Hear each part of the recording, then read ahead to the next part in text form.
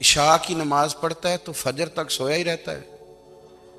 او نوجوانوں، 10 بجے تک سونے کی بات نہیں ہوئی، 9 بجے تک سونے کی بات نہیں ہوئی، 11 بجے اٹھنے کی بات نہیں۔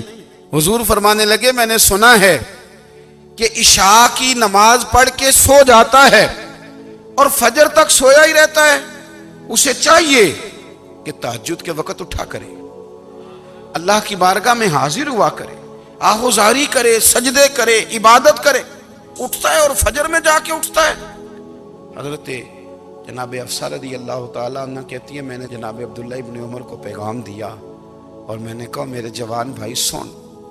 نبی پاک نے فرمایا ہے تو اچھا پر تہجد میں نہیں اٹھتا، نفل نہیں پڑھتا۔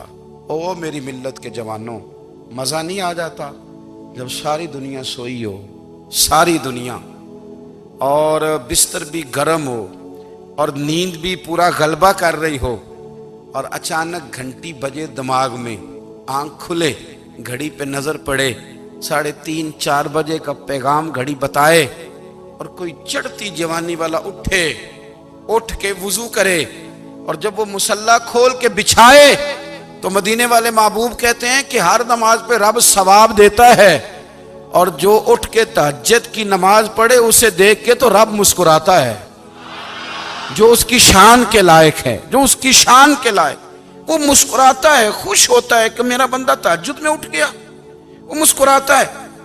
کاش ہماری صبحیں کبھی اپنے مالک کے نام ہو جائیں، کاش کے صبحیں۔ حضرت ابو الحسن رحمۃ اللہ تعالیٰ علیہ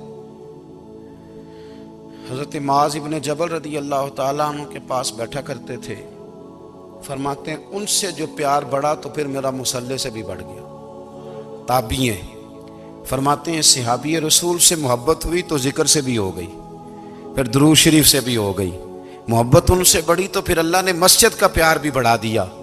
آپ فرماتے ہیں کہ میری ہر وقت طبیعت چاہتی تھی کہ بس اللہ اللہ کروں، بس اللہ اللہ کروں، بس نہ میں ذرا تھوڑی جان چھڑاؤں لوگوں سے، کوئی 10 منٹ ملے تو میں کوئی 4 نفل پڑھ لوں، میں تھوڑا سا نہ بچوں لوگوں سے، اور مجھے تسبیح ملے تو میں نہ کچھ 400-500 دفعہ استغفار پڑھوں، سبحان اللہ، الحمدللہ، اللہ اکبر، لا حول ولا قوت الا باللہ، میں نہ تسبیحات پڑھوں۔ فرماتے ہیں کہ بچے تھے گھر میں 6-7، غربت تھی، کام ملتا کوئی نہیں تھا، اور میں کام چور نہیں تھا، کام ڈھونڈتا تھا، پر اللہ کی قدرت کے کام نہیں ملتا تھا۔ فرماتے ہیں کہ میں نے ایک دن اپنی اہلیہ سے کہا کہ آج میں پھر جاتا ہوں کام ڈھونڈنے، تو میری بیوی بڑی فرما بردار تھی، پر اس دن نہ غربت کے ہاتھوں تنگ آ کے کہنے لگی آج نانا کوئی تو چیز لے کے آیا، تو مجھ سے بچوں کی بھوک نہیں دیکھی جاتی، یہ سب روگاں دا روگ محمد جس دا نام غریبی، کنڈ بلا کے لنگ جاندے نہیں دوست یار قریبی، آج نہ کچھ لے کے آیا تو میں بچے لے کے میکے چلی جاؤں گی۔ شیخ فرماتے ہیں کہ میں بڑا پریشان گھر سے نکلا، پر میں نے صبح سے لے کے زور تک کام ڈھونڈا، کام ملا کوئی نہیں، تو میرے دل میں خیال آیا چلو کام نہیں ملتا تو اللہ اللہ تو کرے نا، چلو بندوں کی مزدوری نہیں ملتی تو رب کریم کی عبادت ہی کرتے ہیں۔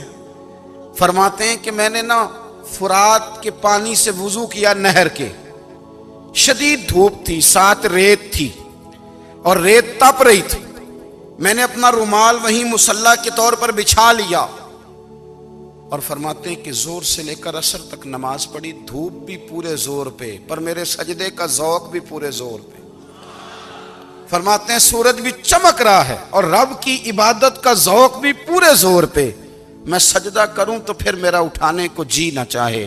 میرے استاد لکھا کرتے تھے، یہ ان کا شعر ہے، وہ کہا کرتے تھے مجھے سوز دے، مجھے ساز دے، اور مجھے نیم شب کا نیاز دے، دم سجدہ خود کو میں توڑ دوں، مجھے ایسا ذوق نماز دے، اور میں تیری بہار کا پھول ہوں، میں کھلا بھی ہوں تو تیرے لیے، مجھے میری شاخ سے توڑ لے، مجھے اپنی زلف کا ناز دے۔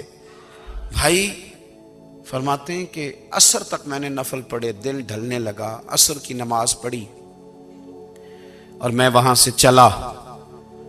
اب میں جب نکلنے لگا تو دل میں خیال آیا کہ چھوٹی چھوٹی دیواریں ہیں گھر کی، بغیر کچھ لیے جاؤں گا تو بیوی دور سے دیکھے گی تو شور کرے گی کہ پھر خالی ہاتھ آ گیا ہے، کہتے میں نے اپنی اسی رومال میں جس پہ میں نے نماز پڑھی تھی نا، رومال میں کی آخی پنجابی صافہ کہتے ہیں، اسی میں نا میں نے کچھ ریت بھر لی کہ وہ دور سے دیکھے گی تو سمجھے گی کچھ لے کے آیا ہے، چلو جا کے اسے بتا دوں گا کہ آج پھر مزدوری نہیں ملی۔ کہتے ہیں وہ ریت لے کر جب میں گھر میں گیا تو پہلے بیوی دروازے پہ کھڑی ہوتی تھی، پوچھتی تھی خالی ہاتھ آ گئے ہو؟ آج میں نے دیکھا تو ہے ہی کوئی نہیں۔ فرماتے ہیں میں اندر داخل ہوا، سلام لیے، کونے میں میں نے وہ رومال رکھ دیا اور میں نے آواز دی کہ بھلی مانس کہاں ہو؟ تو وہ کہنے لگی آپ منہ ہاتھ دھو لیں، میں روٹی لے کے آئی۔ میں نے کہا روٹی کہاں سے آ گئی؟ یہاں تو کئی دنوں کے فاقے، تو کئی دنوں کی غربت ہے، یہاں تو اس گھر میں تو فقیری ہے۔ فرماتے ہیں کہ وہ روٹی لے کے آئی اور اس وقت کی جو موجودہ نعمتیں تھیں، سمجھ لیں سلاد، اچار، ہر چیز ساتھ لائی۔ میں نے کہا کہ بچے کہاں گئے؟ کہنے لگی وہ کھانا کھا کے کھیلنے گئے، آپ کھانا کھا لیں آ جاتے ہیں۔ کھانا اس نے چن دیا۔ میں نے حیرت انگیز لہجے میں ساری نعمتیں اپنے دسترخوان پہ دیکھ کر کے بیوی سے پوچھا یہ کہاں سے آیا کھانا؟ بچوں کو تو نے کہاں سے کھانا کھلایا؟ یہ سارا کچھ کیسا ہے؟